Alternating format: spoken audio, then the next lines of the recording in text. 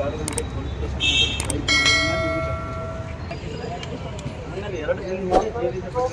ಕೈ ಮಾಡಿ ಮಾತಾಡೋದು ಭಾಳ ಅದಕ್ಕೆ ಇವತ್ತು ನಾವು ಧಾರವಾಡ ಹೊಸ ಬಸ್ ನಿಲ್ದಾಣದ ಆಟೋ ಚಾಲಕರ ಸಂಘ ಹಾಗೂ ಧಾರವಾಡ ಜನಜಾಗೃತಿ ಸಂಘದ ಅಧ್ಯಕ್ಷರಾದ ಬಸವರಾಜ್ ಕೊರವರ ನೇತೃತ್ವದಲ್ಲಿ ಮಾನ್ಯ ರಾಜ್ಯಪಾಲರಿಗೆ, ಮಾನ್ಯ ಮುಖ್ಯಮಂತ್ರಿಗೆ 3 ಪ್ರತ್ಯೇಕ ಮನವಿಗಳನ್ನು ಸಲ್ಲಿಸ್ತಾ ಇದ್ದೀವಿ.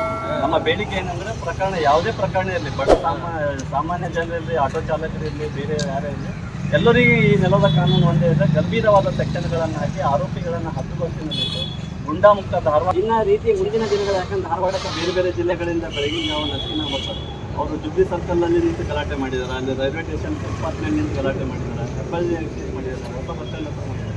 ಹೀಗಾಗಿ ಇಂಥ ಗುಂಡಾ ಪ್ರವೃತ್ತಿಗಳಿಗೆ ಕಡಿವಾಣ ಹಾಕಬೇಕು. ಆ ನಿಟ್ಟಿನಲ್ಲಿ ಹುಬ್ಬಳ್ಳಿ ಧಾರವಾಡ ಪೊಲೀಸರಿಗೆ ಈ ರಾಜ್ಯಪಾಲರು, ಗೃಹ ಸಚಿವರು ಮತ್ತು ಮುಖ್ಯಮಂತ್ರಿಗಳು ಕಟ್ಟುನಿಟ್ಟಿನ ಸೂಚನೆಯನ್ನು ಕೊಟ್ಟು ಈ 3 ಪ್ರಕರಣಗಳನ್ನು ಗಂಭೀರವಾಗಿ ಪರಿಗಣಿಸಿ ಧಾರವಾಡದಲ್ಲಿ ಕಾನೂನು ಸುವ್ಯವಸ್ಥೆ ಹದಗೆಡದಂತೆ ಶಿಸ್ತಿನ ಕ್ರಮ ಕೈಗೊಳ್ಳಬೇಕೆಂಬ ಉದ್ದೇಶ